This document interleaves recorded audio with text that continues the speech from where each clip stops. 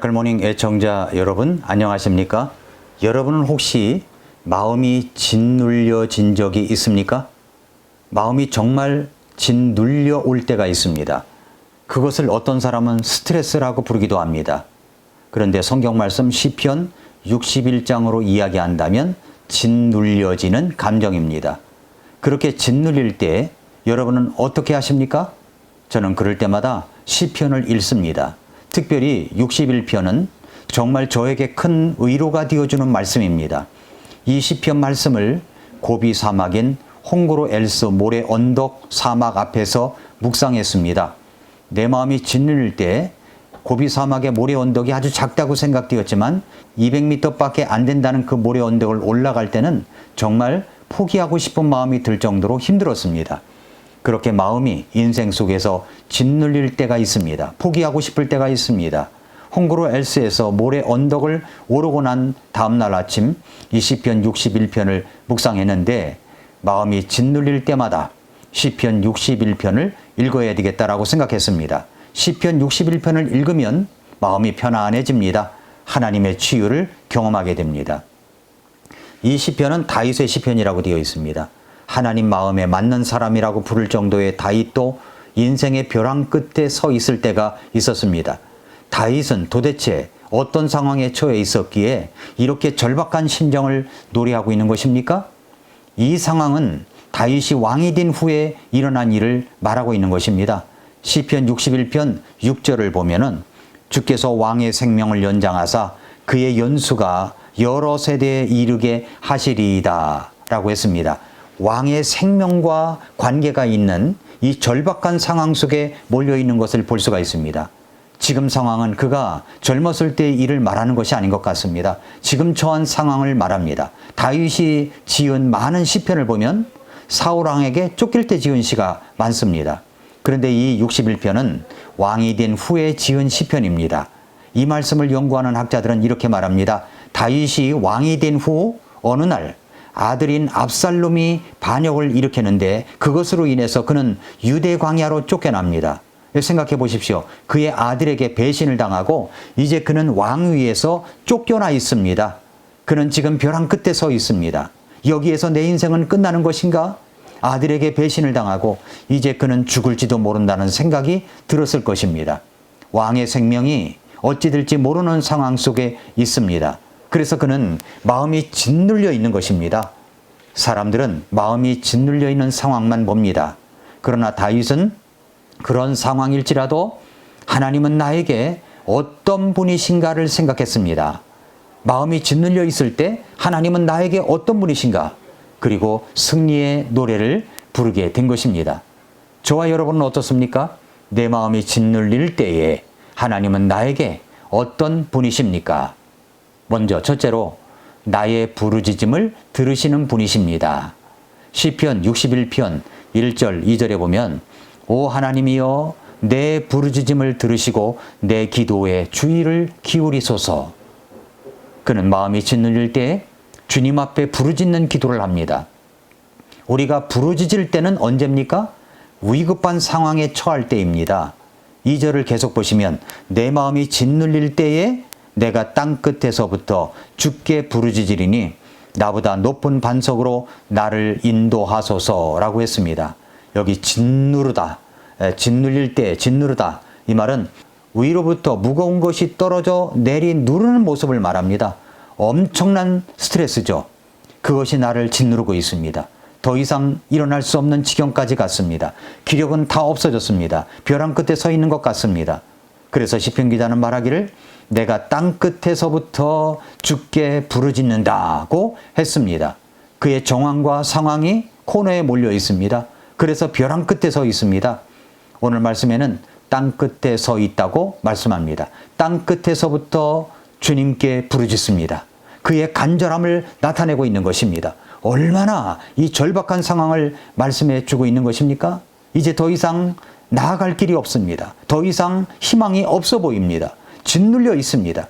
그런데 이 짓눌림은 위로부터 갑작스럽게 떨어진 것 같은 짓눌림입니다. 다윗은 지금 어떤 위치에 있습니까? 왕의 위치에 있는 사람입니다. 높은 자리에 있는 사람의 특징이 무엇입니까? 교만입니다. 저는 기도에 방해물이 있다면 그것은 교만이라고 생각합니다. 교만한 사람은 누구에게 자신의 부족함을 인정하고 요청하지 않습니다. 그런 사람은 자기 자신에게만 초점을 맞추고 있는 사람입니다.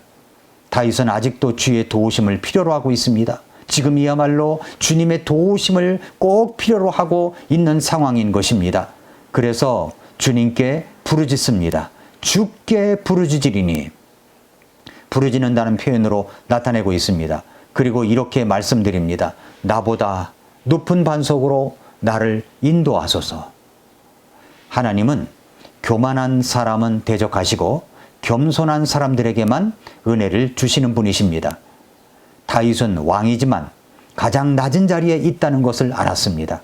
그 낮은 자리에서 지극히 높은 곳에 계신 우리 주님께서 높은 반석으로 나를 인도해 주십시오라고 말씀드립니다.